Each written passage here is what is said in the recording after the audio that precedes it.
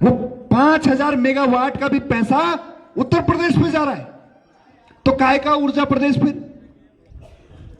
जिस दिन हम नदियों पर पूर्ण स्वामित्व लेंगे, 36,000 मेगावाट की कैपेसिटी है। हमने कैलकुलेट करके देखा तो 2500 करोड़ एक दिन के हाइडल से हम लोग कमा सकते हैं और 1 करोड़ लोगों को सरकारी रोजगार दे सकते हैं। यह कोई हवाई बात नहीं है, इसके लिए रिसर्च हो चुकी है। आप इतने साधन संपन्न, केवल हाइडल से ही अगर इतना रोजगार उत्पन्न हो सकता है तो इसका मतलब क्या है? जो सत्ता में बैठे हुए हैं, न तो उनके पास ध्येय है, न उनके पास विजन है। यदि आप पूछोगे आज भाजपा और कांग्रेस से कि क्या विजन है उत्तराखंड के लिए, तो उनके पास कुछ विजन नहीं है। वो बस ये बोलते हैं कि 5 साल हम चलाएंगे साहब और 5 साल ये चलाएंगे,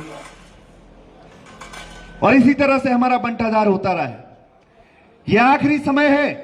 अगर आपकी आत्मा आपके पहाड़ के लिए, अपने अधिकार के लिए नहीं जागी, तो फिर मत बोलना कि हम बताने नहीं आए थे, फिर हम तुम्हें जगाने नहीं आए थे, ये मत बोलना।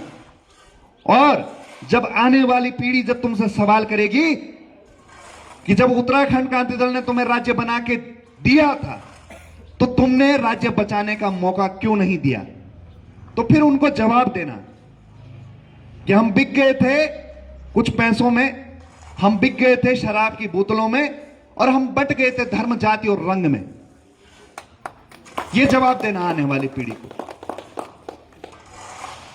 एक ऐसी देवतुल्य संस्कृति खत्म होने वाली है जिसको असली सनातन कहते हैं। सनातन का केंद्र ही उत्तराखंड है।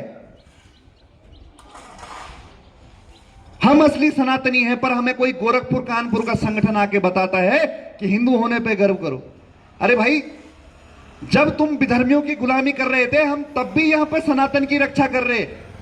तो हमें यह मत सिखाइए कि हिंदू होने पे गर्व कैसे करें। हम वो पहाड़ी लोग हैं, हम वो पराक्रमी लोग हैं। विषय बोलने के लिए बहुत कुछ है।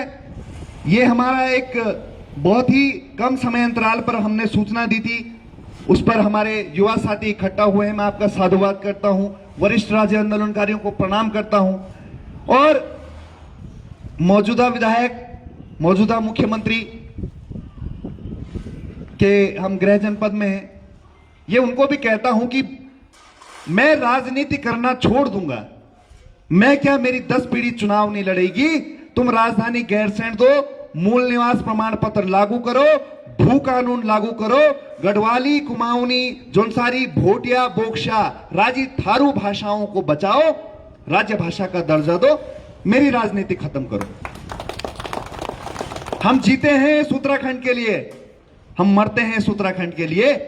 हमारा कोई राजनीति का देह नहीं है। हम चाहते हैं बस ये संस्कृति अमर रहे, ये पहचान, ये टोपी, फतोली, ये नथुली, पिछोड़ी, ये भाषा, ये पूजा पद्धति बची रहे।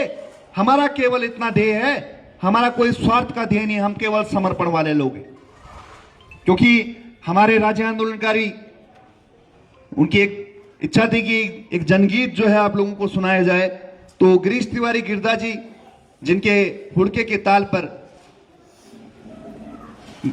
उत्तराखंड बना, उनकी कुछ लाइनें हैं।